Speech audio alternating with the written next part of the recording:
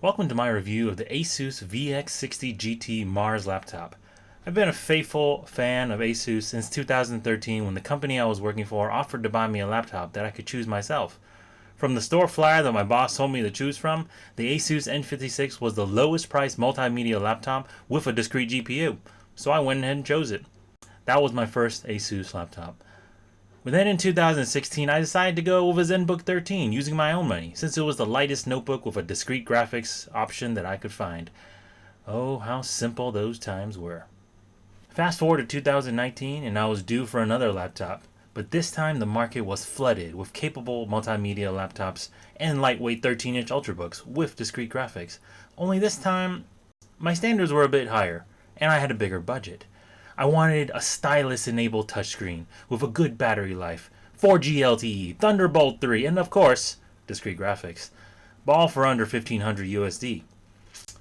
Although the fan in me wanted to stay with the A-team, Asus seemed committed to avoiding Thunderbolt 3 in all but their top-tier models, and none of their non-gaming laptops offered a GTX 1600 series DGPU. So, the big A was out of the running right from the get-go. After searching for well over a month, I realized that I was searching for a unicorn and that I would have to make some compromises. That was when the pre-sales for the Asus VX60GT popped up on Jingdong, and almost all of my original requirements, except for price, were thrown out the window. The Asus VX60GT is a wolf in sheep's clothing. It features a powerful Intel i7-9750H hexa-core CPU mated with the latest generation Turing architecture GTX1650 video card. This is becoming a common pairing for entry-level gaming laptops, so this wasn't what made the Mars special to me.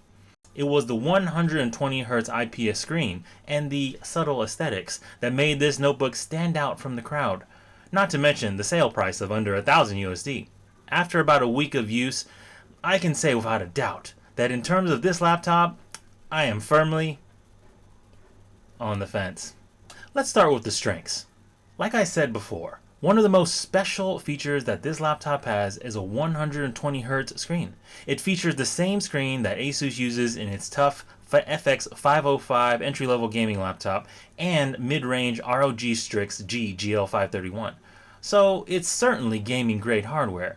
But what makes the Mars special is that no other big manufacturers are offering a creator laptop with a high refresh screen like this. Sure, for the same price, you could go get a Nitro or get an Omen with a 144 Hz screen, but they're thicker, they're heavier, and not something you would feel comfortable rocking in a meeting with your boss or clients. In terms of performance, this laptop performs slightly below average compared to other machines with the same hardware, but since most of those machines are full-size, full-weight gaming machines, I think that's a pretty decent achievement. Cinebench R15 scores for multi and single score are on par for rendering tasks, and a 3DMark and gaming benchmarks show that this machine can certainly hold its own against full-on gaming laptops, although the Firestrike score was, curiously, about 15% shy of the average. The next strengths are its looks. I've got to be honest, and I just say I love this color. My favorite shirts are navy blue. If I owned a car in Shanghai, it would be dark blue like this. If I had to choose a color for my coffin, if they started painting coffins for whatever reason in the future, I would choose this shade of blue to be buried in. But more than just the color, the design and the overall aesthetic are totally suitable for any professional environment. You can make a presentation with this thing in front of a meeting room of executives, and after you crushed it with your all-encompassing PPT, you could go back to your desk, fire up Apex Legends or Dota in the sneakiest way possible, and get owned by potty-mouthed teenagers at 100 FPS. It's also well designed from a thermal standpoint, which doesn't sound that exciting, but considering all of the throttling debacles that Intel-powered notebooks have suffered in the past few years, this is definitely something Asus should be commended for. Why on earth a laptop maker would release a product that requires the user to undervolt, thermal repaste, or require a cooler pad just so it doesn't overheat or spin up loud enough to annoy your girlfriend or roommate, I will never understand. So I'm glad to see that Asus took the time and the effort to develop a product that doesn't double as an egg fryer or a room fan. The Mars runs at a stable, reasonable CPU and GPU clock, and you're not going to burn your hands when you reach for the number or function key row. The fan noise is noticeable under load, but certainly bearable and not intrusive in my opinion. Finally, while it's not quite slim and not quite light, it's relatively thin and relatively lightweight for its size and specs. Gaming laptops with these specs weigh up to 20-25% more, and while that might sound like not a lot, if you're packing this to work every day, every gram counts. And while super thin laptops sound like a good idea and make the artist in you throb with delight, in practice, trying to cram a power-hungry heat monster like the i7 and the GTX1650 in a thin frame is like asking an engineer to, I don't know, put a rocket engine on a rowboat. I mean, that actually sounds like it could be pretty fun. Well, I mean, except for the inevitable crash or explosion. If anything, I am a contrarian on this issue. If I had it my way, I would want a thick but light laptop, since you'll definitely feel the weight when you carry your laptop on your commute for several hours, but you'll only feel your laptop's thickness for less than 30 seconds a day. This, of course, doesn't count the time you spent ogling your laptop from the side and shivering in ecstasy. While the Mars has a lot going for it, it's not all rainbows and unicorns here. My biggest complaint with this machine is the weak battery. Now, I mostly use my laptop attached to the power brick, and you're not going to get any decent gaming done without a power brick anyways. However, sometimes I gotta be out and about, and I need my laptop to be mobile and reliably powered. Unfortunately, the Mars doesn't cut it. If you start your untethered workday off in the morning, the Mars will be dead before lunch. While this is sad, it certainly wasn't unexpected. The Mars is only equipped with a 3-cell 42 watt-hour battery. To put this in perspective, there are Ultrabooks with smaller screens and power-sipping hardware, and they have larger batteries than even this, some almost double. If you want to work away from a power plug, the Mars will keep your cord-free existence limited to just about 3 hours. My second ding to this otherwise good machine is its construction. It's all plastic here.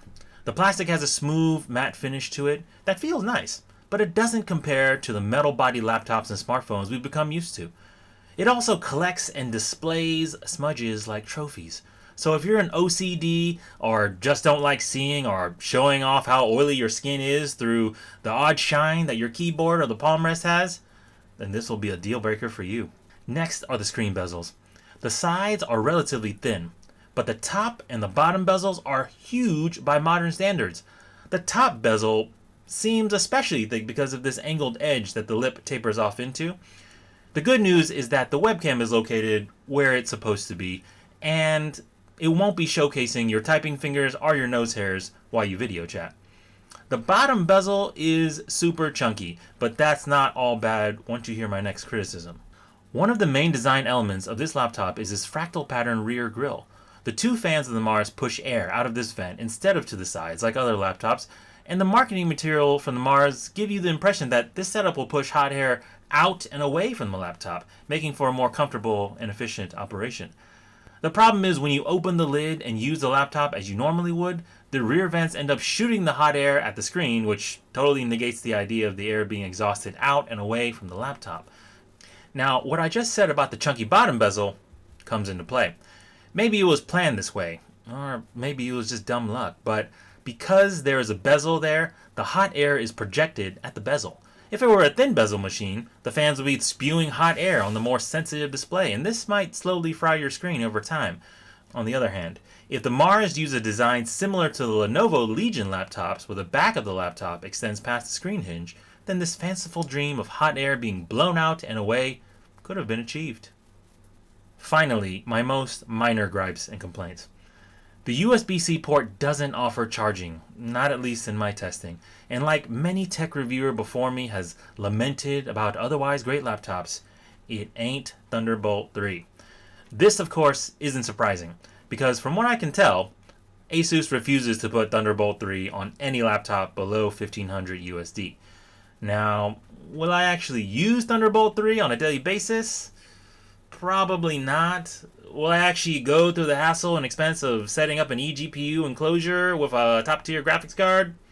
Not if my girlfriend has her way. But it's just nice to know that if I wanted to do those things, or I had the opportunity to do those things, I could. Lastly, the keyboard isn't ideal. It's very similar to the ZenBook I previously owned, and I didn't have high expectations for that machine since it was so thin and light.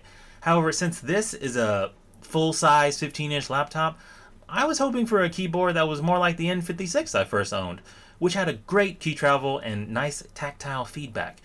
That being said, if you're used to somewhat mushy keys and relatively shallow key travel, as Ultrabook laptops sometimes have, then this won't be a huge issue for you. In conclusion, the Asus VX60GT Mars Creator laptop offers a lot of great features that very few laptops on the market are offering right now at a price that is hard to beat. So, should you buy it? The answer, like many complicated issues in life, is yes and no, depending on the circumstances. If you need the processing and graphics power to do both gaming and light workstation tasks, all packed in a professional looking exterior, and you don't plan on working without a power brick attached, then yes. But if you want to live free from a ponderous power brick all day at work, with a laptop that feels as sleek and metallic as an alien race car, with bezels so thin you can't tell where the screen ends and reality begins, then no. As for me, I had a really tough decision to make. I really wanted to continue my streak of Asus laptops that I've held together since 2013. And since I really love the combination of performance and professionalism, part of me really wanted to keep it. And oh, the midnight blue color. Oh, the midnight blue. But in the end, I had to return it.